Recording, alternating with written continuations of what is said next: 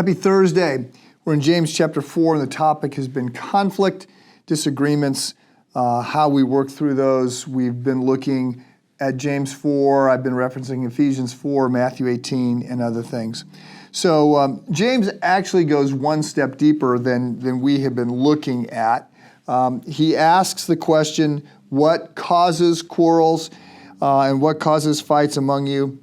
And then, before he can get the answer right, it's his fault, right? You know, she did it, whatever. We get his answer, and he says, you desire and you do not have, so you are a murderer. You covet and cannot obtain, so you fight and quarrel. So I want to suggest that that the problem, the heart of the problem, is the problem of the heart. I want to suggest that the way James answers this question should orient us to think that the problems that I'm having with somebody else are my problems, not theirs. Now, let me just note, as I have, I think, been doing, this is all complicated and nuanced, and you can't do counseling in sermons. And I certainly can't do it over video. I'm not a good counselor even face-to-face, so I certainly can't do it on video. But there are conflicts worth having. The Bible is full of conflict. Some of them are bad and embarrassing in hindsight. Some of them are necessary. Acts 15 is a conflict in the early church.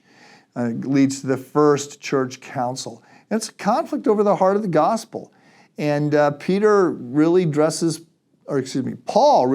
Peter down over this, because he says, Peter, you're messing this up. You're adding something to the free gift of eternal life that is being extended to everybody, not just to the Jews, but the Gentiles as well. So there are reasons to have disagreements and conflict. But we often assume that any conflict that we're in is the other person's fault, the other idiot's fault. If they were only enlightened like I am, if they only knew what I knew, if they only could see themselves, whatever. And I want to suggest that that part of wisdom, part of maturity, is to assume, no, this is probably on me. What causes quarrels and what causes fights among you? Is it not this? Your passions are at war within you.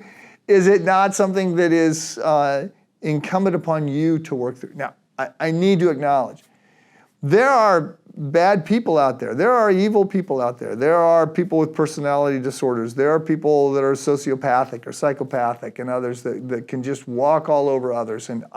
So yes, there is that. And I have a friend who recently wrote a book looking at the Gospels, at the number of times that Jesus walks away from somebody. He sort of sets it down. He sort of lays out the answer to their question, or he asks them a question and they're not going to answer it, and he walks away. So there's a whole other side to this, and I want to acknowledge all of that. But I also want to challenge you as we are heading into this weekend with this point. I think wisdom, I think maturity says, if I have a conflict with whoever, my wife, my husband, my boss, my employee, my neighbor, my son, whatever, if I have a conflict, maybe this is on me. Maybe I'm the one that's not seeing this very clearly. And to slow down and to pray for the Spirit of God to give direction and illumination and to help you see yourself more clearly, and to be more thoughtful as you navigate the disagreements and interpersonal conflicts and other conflicts that are part of life. Learning to manage these well, it makes life work a lot better. So as we start to slide towards the weekend, I hope you will take that to heart. Have a good day.